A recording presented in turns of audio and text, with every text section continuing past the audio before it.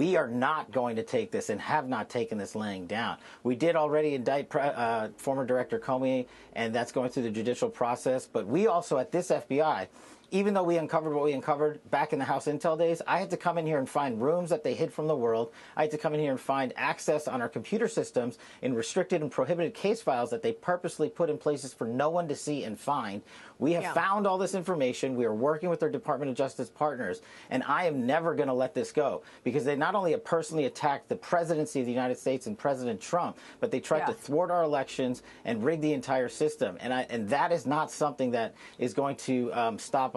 That is not something I'm going to allow on my watch. Right. But you just have to remember, they built this disease temple over 20 and 30 years.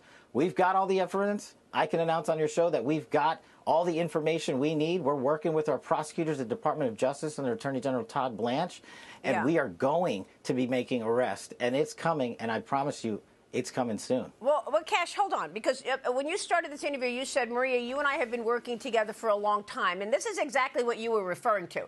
You were on my show repeatedly talking about the Russia collusion story, and our audience wants to know why there's never any accountability. But specifically, the question that I asked you was about election integrity and whether or not you have any information to verify what President Trump says all the time, which is the election was rigged. That's what I asked you, Kash.